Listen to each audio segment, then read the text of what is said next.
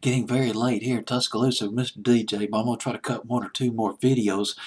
This is my third or fourth take on this video. Get too excited and I start flubbing all over the place. Well, let's go ahead and let's get back. Let's dance right into Billboard's Hot 100 of August 22nd. 1959.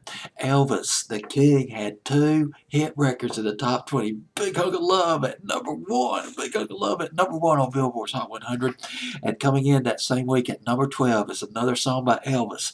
It's My Wish Come True. It's went from number 14 to number 12 that week. The song is from the album. It's called 50 Million Elvis Fans Can't Be Wrong. Elvis Gold Records, Volume 2. Put out November 1959 as a compilation of songs that Elvis had recorded in Hollywood and Nashville in 1958 and 1959. Pretty much all of his hit records, A and B sides. I think one song that was not put on the album was Hard-Headed Woman. It was his ninth album, Elvis's ninth album. Now I got to talk about the guy who produced this album. I got to bring this guy to the forefront. You got to know about this guy.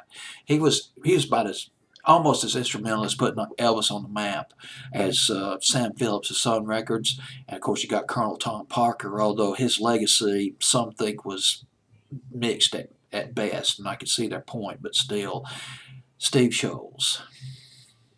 Steve Sholes was in charge of the country music division of RCA Victor.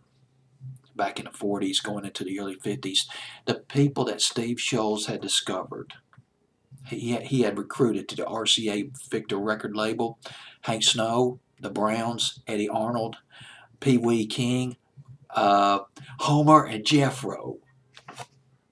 And one of his biggest discoveries, one of his biggest recruits, Chet Atkins, Steve Sholes.